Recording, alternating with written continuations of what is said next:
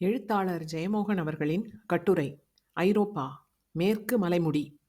திருநெல்வேலி சைவ சித்தாந்த நூற்பதிப்புக் கழகம் ஒரு காலகட்டத்தில் பள்ளி கல்வியின் தவிர்க்க முடியாத பகுதியாக இருந்தது. அவர்கள் வெளியிட்ட நூல்கள் பெரும்பாலான பள்ளி நூலகங்களில் இருக்கும். முதன்மையாக பைந்தமிழ் இலக்கியங்களின் முறையாக பிழை நோக்கப்பட்ட எளிய பதிப்புகள். புலியூர் கேசிகன் உரையுடன் சங்கப் பாடல்களை நான் 8ஆம் வகுப்பு படித்த காலத்தில் வாசித்தது ஒரு மாபெரும் திறப்பு. சைவ சித்தாந்த நூற்பதிப்புக் கழகம் வெளியிட்ட வெளிநாட்டு இலக்கிய அறிமுக நூல்கள் ஒரு புத்து உலகை திறந்து வைத்தவை. வால்டர் ஸ்காட்டின் ஐவன்ஹோ, லிண்டர் பிரபுவின் பாம்பியின் கடைசி நாட்கள் முதலிய செவ்விலக்கிய படைப்புகளை எளிய நடையில் சுருக்கி கோட்டு ஓவியங்களுடன் நல்ல காகிதத்தில் கெட்டி அட்டையில் வெளியிட்டார்கள். என் நடுநிலை பள்ளி நாட்களில் ஒரே வீச்சில் உலக இலக்கிய சூழலை அறிந்து கொள்ள வழி அமைத்தவை அந்த நூல்கள். நான் ஷேக்ஸ்பியரின் படைப்புகளை வாசிப்பது சைவ சித்தாந்த நூற்பதிப்பு கழக வெளியீடாக வந்த அப்பாதுரையின் ஷேக்ஸ்பியர் கதை கொத்து என்னும் நூலில்தான். 5ஆம் வகுப்பு முழுக்கோடு பள்ளியில் முடித்து 6ஆம் வகுப்பை அருமனை உயர்நிலை பள்ளியில் படிப்பதற்காக வந்திருந்தேன். முத்தையா என்னும் ஆசிரியர்தான் நூலகத்துக்கு பொறுப்பு. என் வாசிப்பு ஆர்வத்தைக் கண்டு அவர் அந்நூலை எனக்கு அளித்து, இதை படிலே, இவனுக்கு மேல கதை சொல்றவன் கிடையாது என்றார். மேக்பெத்தும் லியர் மன்னனும் ஹாம்லெட்டும் என்னை ஆட்கொண்டார்கள். பன்மொழி புலவர் என்று அழைக்கப்பட்ட அப்பாதுரை குமரி மாவட்டத்தை சேர்ந்தவர். ஆரல்வாய் மொழியில் 1907 பிறந்தவர். இயற்பெயர் நல்ல சிவம். திருவனந்தபுரம் பல்கலைக்கழகத்து மாணவர். தமிழ் ஆங்கிலம் இரு மொழிகளிலும் முதுகலை பட்டம் பெற்றவர். இந்தி சம்ஸ்கிருதம் ஆகிய மொழிகளிலும் பட்டம் பெற்றிருந்தார். நெல்லையிலும் மதுரையிலும் காரைக்குடியிலும் இந்தி ஆசிரியராகவும் தலைமை ஆசிரியராகவும் பணியாற்றினார். அக்காலத்திய தமிழ் இயக்க செயல்பாடுகளில் முதன்மை குரல்களில் ஒன்றாக அப்பாதுரை மொழியாக்கம், வரலாற்று ஆய்வு, தமிழ் ஆய்வு என எழுதி குவித்தார். இவருடைய மொழியாக்கத்தில் மலையாள முதல் நாவல்களான இந்துலேகா, மார்த்தாண்டவர்மா போன்றவை தமிழில் வெளிவந்து உள்ளன. 11ஆம் நூற்றாண்டில் வாழ்ந்த ஜப்பானிய ஆசிரியரான முரசாக்கி ஷிகுபு எழுதிய த டேல் ஆஃப் ஜெஞ்சி இவருடைய மொழியாக்கத்தில் செஞ்சி கதை என்ற பெயரில் வெளிவந்துள்ளது. குமரிக்கண்டம் பற்றி நிறைய எழுதியவர் என்றாலும் இவருடைய வரலாற்று ஆய்வு நூல்களில் தென்னாட்டு போர்க்களங்கள்தான் முக்கியமான படைப்பு. அப்பாதுரைக்கு முன்னோடியாக அமைந்தது பிரிட்டிஷ் கட்டுரையாளரும் தொல்பொருள் சேகரிப்பாளருமான சார்லஸ் லாம்ப் 1775 முதல் 1834 வரை எழுதிய டேல்ஸ் ஆஃப் ஷேக்ஸ்பியர் என்னும் கதை நூல் 1807 வெளிவந்த இந்த குறுங்கதை தொகுதி ஷேக்ஸ்பியரை உலகமெங்கும் கொண்டு சென்றது. அப்பொழுது பிரிட்டிஷ் பேரரசு உலகின் பெரும்பகுதியை ஆண்டது. அங்கெல்லாம் ஆங்கில கல்வியை அவர்கள் கொண்டு சென்றார்கள். பிரிட்டிஷார் வகுத்த ஆங்கில கல்வியின் முதன்மை ஆசிரியராக ஷேக்ஸ்பியர் இருந்தார். அவரை ஒரு பிரிட்டிஷ் பெருமிதமாகவே அவர்கள் கருதினார்கள். ஷேக்ஸ்பியரை மாணவர்களுக்கு அறிமுகம் செய்யும் முதல் நூலாக சார்ல்ஸ் லாம்பின் கதை தொகுதி புகழ்பெற்றது. பெரும்பாலான உயர்நிலை பள்ளிகளில் பாடமாக இருந்தது. பல்லாயிரக்கணக்காக அது அச்சிடப்பட்டு விற்கப்பட்டது. இன்றும் கூட அது பல கல்வி நிலையங்களில் பாடமாக உள்ளது. உலகமெங்கும் 300 ஆண்டு காலம் ஷேக்ஸ்பியர் நாடகங்கள் மத நூல்களைப் போல பயிலப்பட்டன. ஆங்கில நடையை கற்றுக்கொள்வதற்கு ஷேக்ஸ்பியர் கவிதைகளில் பயிற்சி இருந்தாக வேண்டும் என்று சொல்லப்பட்டது. பேச்சில் ஷேக்ஸ்பியர் வரிகளை மேற்கோளாக்குவது அன்றைய படித்த நாகரீக மனிதர்களின் இயல்பாக கருதப்பட்டது. பேராசிரியர்கள் ஷேக்ஸ்பியர் வரிகளை வேடிக்கையாகவும் கவித்துவமாகவும் கையாள்வதும் அதை மாணவர்கள் புரிந்து கொண்டு சிரிப்பதும் அன்று சாதாரணம். சென்ற கால அரசி அதிகாரிகள் கோப்பு குறிப்புகளில் கூட ஷேக்ஸ்பியர் வரிகள் இருப்பதை கண்டிருக்கிறேன். சில நினைவுகள். இந்திரா பார்த்தசாரதியின் நாவல் ஒன்றில் ஒரு சிறு கிராமத்தில் விருந்தினராக வீட்டுக்கு வரும் நாடோடி கிழவர் பேச்சின் நடுவே த ரெஸ்ட் இஸ் சைலன்ஸ் என்ற ஷேக்ஸ்பியர் வரியை சொல்லுவதை கண்டு கதை சொல்லி வியப்பதை எழுதியிருப்பார். நான் பயோனியர் குமாரசாமி கல்லூரியில் இளங்கலை பயின்றபோது அட்வான்ஸ்ட் இங்கிலீஷ் கற்பித்த ஆசிரியர் ஆர்தர் டேவிஸ் எரிச்சலுடன் listen to many, speak to their few, do nothing என்று சொன்னது ஷேக்ஸ்பியரின் வரியின் மீதான அவருடைய பகடி என மாணவர்கள் அறிந்திருந்தார்கள் என்பது அவர்கள் சிரித்ததிலிருந்து தெரிந்தது. நான் பணியாற்றிய நிறுவனத்தில் 60களை சேர்ந்த கோப்பு ஒன்றை ஒரு வழக்குக்காக பார்த்தபோது அக்கால அதிகாரி ஒருவர் nothing can come of nothing என்ற ஷேக்ஸ்பியர் வரியை குறிப்பிட்டிருப்பதை கண்டேன். மொத்த ஷேக்ஸ்பியரையே இவர்களிடம் மேற்கோளாக மாறிவிட்டார் என்பார்கள். ஷேக்ஸ்பியர் நூல் ஒன்றை நூலகத்தில் எடுத்து வாசித்த பெண்மணி, ஏகப்பட்ட மேற்கோள்கள், ஆகவே நடை நன்றாக இல்லை என்று திருப்பி கொடுத்து விட்டார் என்று ஒரு நகைச்சுவையும் உண்டு. இவர்கள் பெரும்பாலும் அக்கால ஆங்கிலேய ஆசிரியர்களிடம் படித்தவர்கள். அவர்கள் ஷேக்ஸ்பியர் வெறியர்கள். அவர்களிடமிருந்து அந்நோய் தொற்றிக்கொண்டது. அக்கால கல்லூரிகளில் ஒரு ஷேக்ஸ்பியர் நிபுணர் இருப்பார். ஷேக்ஸ்பியர் என்றே அடைமொழி இருக்கும். மார்த்தாண்டம் கிறிஸ்துவ கல்லூரியில் லைசாண்டர் என்ற ஆசிரியருக்கு அப்படி ஓர் அடைமொழி உண்டு. வசையாக கொஞ்சம் மாற்றியும் சொல்லுவோம். ஆச்சரியமான ஒன்று உண்டு. இந்திரியர்களின் உள்ளத்தில் ஷேக்ஸ்பியரின் செல்வாக்கு மிக மிக குறைவு. இந்திய இலக்கிய சிற்பிகள் எவரும் தங்களை கவர்ந்த முன்னோடி படைப்பாளியாக அவரை சொன்னதில்லை. கற்பனாவாத கவிஞர்களில் பைரன், ஷெல்லி, கீட்ஸ், வேர்ட்ஸ்வர்த் ஆகியோரும், பிற்கால கவிஞர்களில் டி.எஸ். எலியட்டும் இந்திய மொழிகளில் தீவிரமான செல்வாக்கு செலுத்தியவர்கள். இந்திய மொழிகள் அனைத்திலுமே ஒரு ஷெல்லியும் எலியட்டும் இருப்பார்கள் என்று சுந்தர ராமசாமி சொன்னதுண்டு. தமிழில் ஷெல்லிக்கு பாரதி, எலியட்டுக்கு சி. மணி. மலையாளத்தில் ஷெல்லிக்கு சங்கம்புழா, எலியட்டுக்கு என் கக்காடு. ஆனால் ஷேக்ஸ்பியர்கள் இல்லை.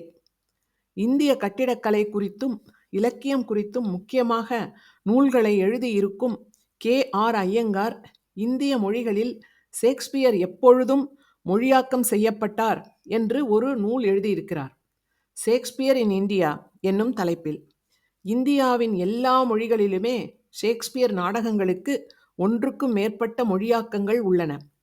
இந்திய மொழிகளில் அச்சில் வெளிவந்த மிக ஆரம்பகால படைப்புகள் ஷேக்ஸ்பியர் மொழியாக்கங்கள்தான். மலையாளத்தில் ஷேக்ஸ்பியரின் தி காமெடி ஆஃப் எரர்ஸ் நாடகத்தை கல்லூர் உம்மன் பிலிப் போஸ் உரைநடையில் 1866 ஆள்மாறாட்டம் என்ற பெயரில் மொழியாக்கம் செய்தார். அது உரைநடை இலக்கியத்தின் தொடக்ககால நூல்களில் ஒன்று. தமிழில் விஸ்வநாத பிள்ளை 1870 தி மர்ச்சன்ட் ஆஃப் வெனிஸ் ஐ மொழியாக்கம் செய்தார். பம்மல் சம்பந்த முதலியார் ஷேக்ஸ்பியரின் 4 நாடகங்களை தமிழாக்கம் செய்து மேடையேற்றினார். இலக்கிய நோக்கில் அரு சோமசுந்தரம், கள்ளபிரான் பிள்ளை, சி. நமச்சிவாயம் போன்றவர்கள் குறிப்பிடத்தக்க ஷேக்ஸ்பியர் மொழிபெயர்ப்பாளர்கள். இந்த மொழியாக்கங்கள் எவையுமே கவித்துவமானவை அல்ல. தமிழின் குறிப்பிடத்தக்க எழுத்தாளர்கள், இலக்கிய தகுதி கொண்ட மொழிபெயர்ப்பாளர்கள் ஷேக்ஸ்பியரை மொழியாக்கம் செய்ததில்லை.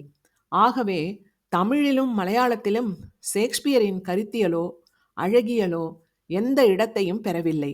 ஏன் என்பது ஆய்வாளர்களுக்குரிய தேடல். என்னுடைய உளப்பதிவு இது. 1. ஷேக்ஸ்பியர் எலிசபெத் விக்டோரிய யுகத்தின் அடையாளமாகவே இங்கு முன்வைக்கப்பட்டார். ஆகவே அவர் கல்வித்துறையிலேயே திகழ்ந்தார். இந்திய இலக்கியம் என்பது ஆங்கில ஆதிக்கத்திற்கும் அதன் விழுமியங்கள் நிறைந்திருந்த கல்வி நிலையங்களுக்கும் எதிராக எழுந்த ஒன்று. ஆகவே ஷேக்ஸ்பியரை இந்திய இலக்கிய முன்னோடிகள் பொருட்படுத்தாமல் இருந்திருக்கலாம். ஷேக்ஸ்பியரின் உலகப் பார்வை அங்கதம் நிறைந்த கசப்பு கொண்டது. அது லட்சியவாதம் பெருகி எழுந்த 19ஆம் நூற்றாண்டு இந்திய உள்ளத்துக்கு உவப்பாக இல்லாமல் இருந்திருக்கலாம். அதோடு ஷேக்ஸ்பியர் பேசிய ஐரோப்பிய வரலாற்று சூழலுடன் ஒன்ற முடியாததும் காரணமாக இருந்திருக்கலாம். சென்ற 25 ஆண்டுகளாக ஷேக்ஸ்பியர் பள்ளிப்பாடங்களிலிருந்து வெளியேறி வருகிறார். உலக அளவிலேயே இந்த மாற்றம் நிகழ்கிறது. அமெரிக்காவில் தொடங்கி உலகம் முழுக்க சென்ற பிளெயின் லாங்குவேஜ் மூமெண்ட் அதற்கு முக்கியமான காரணம். அவ்வியக்கத்தின் வேர்கள் நவீனத்துவ அழகியலில் உள்ளன. நவீனத்துவ எழுத்தாளர்கள் மொழியை ஒலி அழகுடன் சொல்லணிகளுடன் எழுதுவதை எதிர்த்தார்கள். சிக்கலான மொழி நடைமுறையில் பயனற்றது என்று வாதிட்டனர். மக்கள் பேசும் மொழிக்கு அணுக்கமான இருப்பதே நல்ல நடை என்று கருத்து நவீனத்துவ ஆசிரியர்களால் சொல்லி சொல்லி நிறுவப்பட்டது. Camus, Kafka, Hemingway, George Orwell போன்றவர்கள் மிக எளிய நேரடி நடையில் எழுதியவர்கள். அந்த அலை உலகம் முழுவதும் சென்றது. தமிழில் ஜி. நாகராஜன், அசோகமித்திரன், சுஜாதா போன்றவர்கள் அந்நடைக்காக வாதிட்டிருப்பதை காணலாம். நேரடியான எளிய நடையை முன்வைத்தவர்களுக்கு இதழிலுடன் உள்ள தொடர்பு குறிப்பிடத்தக்கது. ஜார்ஜ் ஆர்வெல், ஹெமிங்வே போன்றவர்கள் இதழியலாளர்கள் மட்டுமல்ல, போர் செய்தியாளர்களும் கூட. ஆகவே நேரடித்தன்மை, சுருக்கம் ஆகிய இரண்டும் அவர்களுக்கு முதன்மையாகப்பட்டன. இரண்டாம் உலகப் போருக்கு பின் நவீனத்துவம் ஒரு இலக்கிய அலையாக உலகமெங்கும் பரவியது. அதன் விளைவாக அதுவரை உலகமெங்கும் ஆங்கில கல்வியின் ஒரு பகுதியாக இருந்த பிரிட்டிஷ் கற்பனாவாத கவிஞர்களின் முக்கியத்துவம் குறையத் தொடங்கியது. 1970களில் அமெரிக்காவில் அது ஒரு கொள்கையாக பரவலாயிற்று. செய்தி, வணிகம், அரசு நிர்வாகம் ஆகிய தளங்களில் மிக எளிமையான நேரடியான ஆங்கிலமே பயன்படுத்த வேண்டும் என்ற எண்ணம் வலுப்பெற்றது. 1976இல் ஜிம்மி கார்ட்டரின் அரசு எளிய ஆங்கிலத்தையே அரசில் பயன்படுத்த வேண்டும் என ஆணை பிறப்பித்தது. எளிய ஆங்கிலம் பல்லின குடியேற்றம் கொண்ட அமெரிக்காவிற்கு தவிர்க்க முடியாததாக இருந்தது. அத்துடன் பெரு வளர்ச்சி அடையத் தொடங்கிய அறிவியல் தொழில்நுட்பத்துறை எளிய ஆங்கிலத்தையே நாடியது. விளைவாக இந்தியாவிலும் கல்வித்துறை மாற்றங்கள் உருவாகின. கல்லூரிகளில் கற்பிக்கப்பட்ட ஆங்கிலத்தை நடைமுறை ஆங்கிலமாக மாற்ற வேண்டும் என்று கொள்கை வகுக்கப்பட்டது. விளைவாக கவிதை மிகவும் குறைக்கப்பட்டது. குறிப்பாக 19ஆம் நூற்றாண்டு பிரிட்டிஷ் கவிதை. பெரும்பாலான பாடங்களில் அமெரிக்க எழுத்து அதிக இடம்பெற்றது. அந்த அலையில் ஷேக்ஸ்பியர் காணாமலானார். நான் என் கல்லூரி புதுமுக வகுப்பில் 2 ஷேக்ஸ்பியர் நாடகங்களை படித்திருக்கிறேன். A midsummer night's dream, as you like it. என் மனைவி என்னை விட 8 ஆண்டுகள் இளையவள்.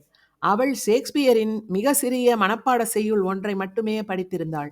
மற்றபடி ஷேக்ஸ்பியரை கல்விக்கூடம் வழியாக அறியவே இல்லை. இதில் ஒரு வேடிக்கை, அக்கால தமிழ் பாடத்திட்டமும் ஆங்கில பாடத்திட்டத்தை ஒட்டி அமைக்கப்பட்டது என்பதே.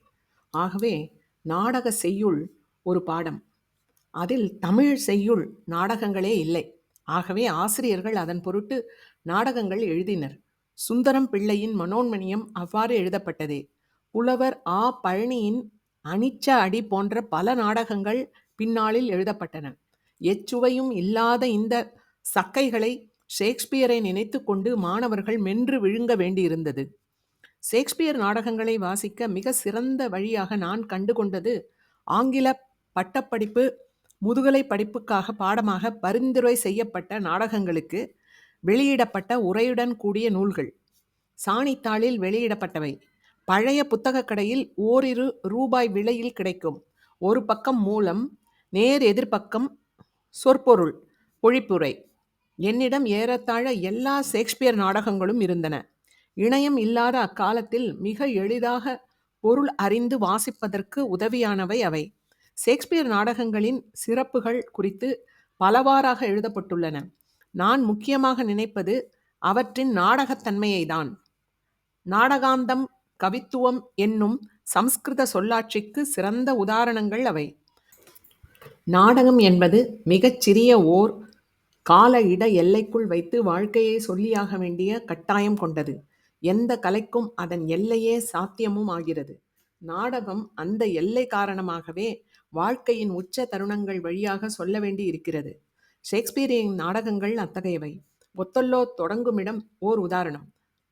டெஸ்டமோனாவை தேடி வாளுடன் அரங்கில் பாய்ந்து நுழையும் வீரர்கள் அங்கே வந்து அவர்களிடம், உங்கள் வாள்களை உறையிலிடுங்கள், நில ஒளியில் துரு பிடிக்கப் போகின்றன என்ற பஞ்ச் டயலாக் பேசும் ஒத்தெல்லோ என அது பரபரப்பாகவே ஆரம்பித்து அப்பரபரப்பு குறையாமலே மேலே செல்கிறது.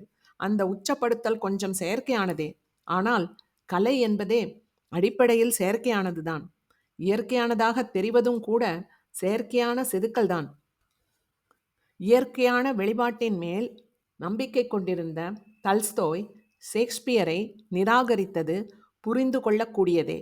ஆனால் அவருடைய த பவர் ஆஃப் டார்க்னஸ் கூட ஷேக்ஸ்பியர் பாணி செயற்கை உச்சங்கள் கொண்டதே. ஷேக்ஸ்பியரின் கலை அந்த உச்சங்களின் ஊடே அது சென்றடையும் வாழ்க்கை தரிசனங்களில் உள்ளது.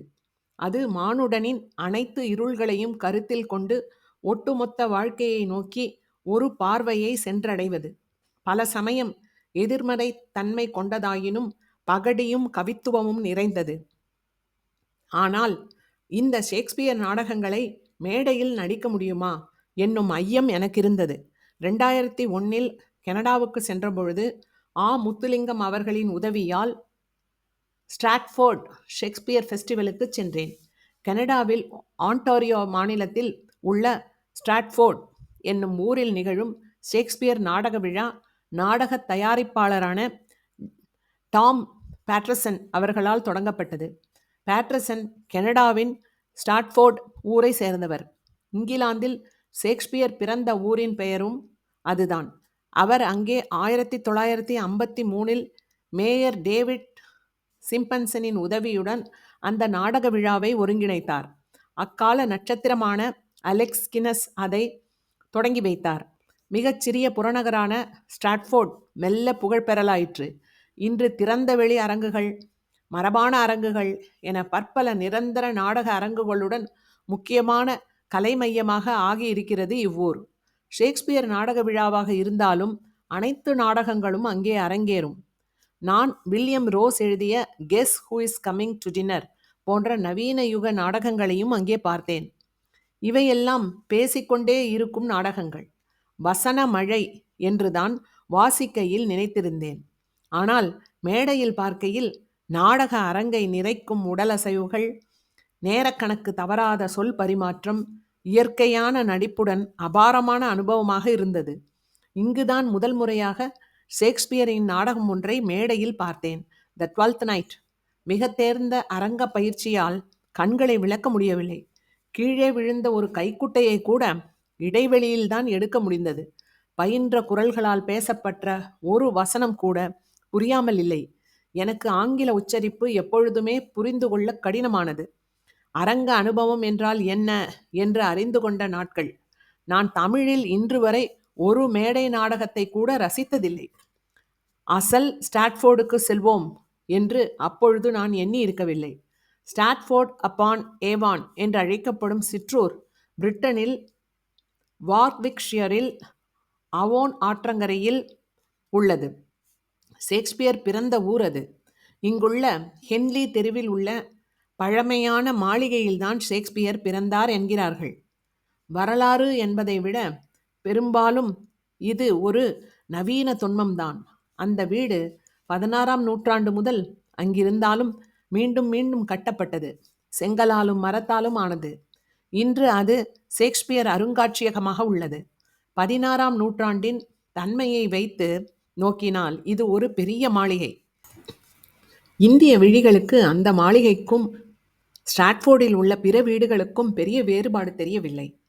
அதை பழமையான வீடு என வெளியே இருந்து நோக்கினால் சொல்ல முடியாது. ஆனால் உள்ளே சென்றால் பழமை தெரியும். பல அறைகள் குறுகலானவை. உணவு மேசை, நாற்காலிகள் எல்லாம் எளிமையான அமைப்பு கொண்டவை. 1564 அங்கே ஷேக்ஸ்பியர், ஜான் ஷேக்ஸ்பியர் எனும் கம்பளி வணிகரின் மகனாக பிறந்தார்.